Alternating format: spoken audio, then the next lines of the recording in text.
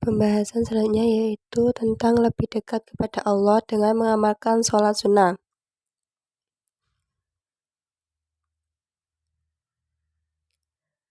Sholat sunnah yang dilaksanakan secara berjamaah adalah yang pertama sholat Idul Fitri, yang kedua sholat Idul Adha, yang ketiga sholat kusuf atau gerhana matahari, yang keempat sholat kusuf atau gerhana bulan, yang kelima yaitu sholat istisqa atau meminta hujan. Yang pertama yaitu sholat Idul Fitri. Sholat Idul Fitri adalah sholat sunnah 2 rakaat yang dilaksanakan pada hari raya Idul Fitri pada setiap tanggal 1 Syawal setelah melaksanakan puasa Ramadan 1 bulan lamanya. Hukum melaksanakan sholat sunnah ini adalah sunnah muakkad atau sangat dianjurkan. Waktu untuk melaksanakan sholat Idul Fitri itu adalah sesudah terbit matahari sampai tergelincirnya matahari pada tanggal 1 Syawal tersebut. Yang kedua yaitu sholat Idul Adha. Sholat Idul Adha adalah sholat yang dilaksanakan pada hari raya kurban atau hari raya Idul Adha. Sholat ini dilaksanakan pada pagi hari tanggal 10 Zulhijjah bertepatan dengan pelaksanaan rangkaian ibadah haji di Tanah Suci. Dengan demikian, orang yang sedang melaksanakan ibadah haji tidak disunahkan melaksanakan sholat Idul Adha. Bagi orang yang tidak sedang melaksanakan ibadah haji, hukum melaksanakan sholat Idul Adha adalah sunnah muakkad atau sangat dianjurkan. Waktu pelaksanaannya, hukumnya, dan tata caranya sama seperti dengan tata cara sholat Idul Fitri. Yang ketiga yaitu sholat kusuf atau gerhana matahari. Sholat sunnah kusuf atau kusufus syamsi adalah sholat sunnah yang dilaksanakan ketika terjadi gerhana matahari. Hukum melaksanakan sholat ini adalah sunnah muakkad. Waktu pelaksanaan sholat kusuf adalah mulai terjadinya gerhana matahari sampai matahari kembali tampak utuh seperti semula. Hal yang membedakan sholat kusuf dibanding sholat pada umumnya adalah dalam sholat kusuf, setiap rakaat terdapat 2 kali membaca surat Al-Fatihah dan 2 kali ruku. Sehingga dalam 2 rakaat sholat kusuf terdapat 4 kali membaca surat Al-Fatihah, 4 kali ruku, dan 4 kali sujud. Yang keempat yaitu sholat khusuf atau gerhana bulan. Sholat sunnah khusuf atau khusuful qamari adalah sholat sunnah yang dilaksanakan ketika terjadi peristiwa gerhana bulan. Hukum melaksanakan sholat ini adalah sunnah muakkad.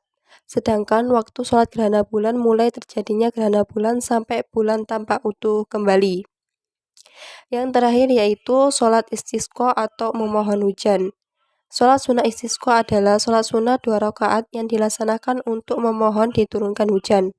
Pada saat terjadi kemarau yang berkepanjangan sehingga sulit mendapatkan air, umat Islam disunahkan melaksanakan sholat istisqa untuk mendekatkan diri kepada Allah SWT, memohon ampun, seraya berdoa agar segera diturunkan hujan.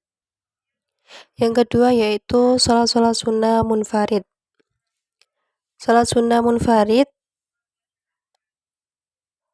sholat yang dilaksanakan secara individu atau sendiri.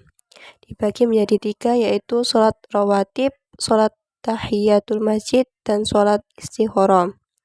Yang pertama, sholat rawatib. Rawatib berasal dari kata rotiba yang artinya tetap, menyertai, atau terus-menerus. Dengan demikian, sholat sunnah rawatib adalah sholat yang dilaksanakan menyertai atau mengiringi sholat fardu, baik sebelum maupun sesudahnya. Yang kedua yaitu sholat tahiyatul masjid. Sholat tahiyatul masjid adalah sholat sunnah yang dilaksanakan untuk menghormati masjid. Sholat ini disunahkan bagi setiap muslim ketika memasuki masjid. Sholat sunnah ini merupakan rangkaian adab memasuki masjid. Yang ketiga yaitu sholat istikharah. Sholat istikharah adalah sholat dengan maksud untuk memohon petunjuk Allah SWT dalam menentukan pilihan terbaik di antara 2 pilihan atau lebih. Sholat istikharah sebenarnya hampir sama dengan sholat hajat. Bedanya kalau sholat istikharah tertuju pada suatu keinginan atau cita-cita yang sudah nampak adanya, tetapi masih ragu-ragu dalam menentukan pilihannya. Sedangkan sholat hajat tertuju pada sebuah keinginan yang belum kelihatan akhir atau tujuannya.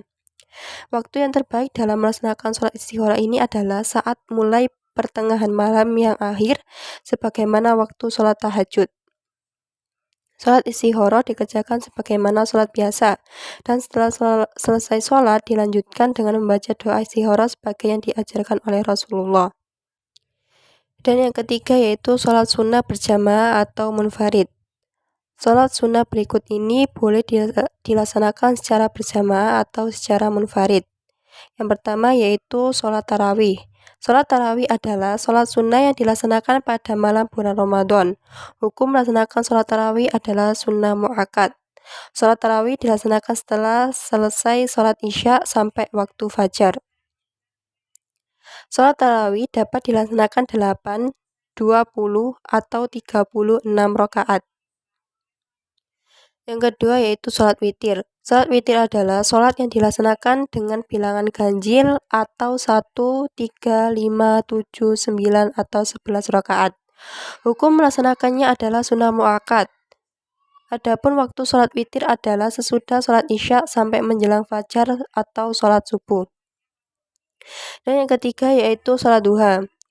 Sholat sunnah duha atau yang sering disebut dengan sholat awwabin duha adalah sholat sunnah yang dikerjakan pada waktu matahari sudah menaik sekitar 1 tombak atau sekitar pukul 7 atau matahari setinggi sekitar 7 hasta hingga menjelang sholat zuhur. Yang keempat yaitu sholat tahajud. Sholat sunnah tahajud adalah sholat sunnah mu'akkad yang dilaksanakan pada sebagian waktu di malam hari. Sholat tahajud adalah bagian dari qiyamul lail atau sholat malam yang langsung diperintahkan oleh Allah SWT melalui firman-Nya sebagai berikut.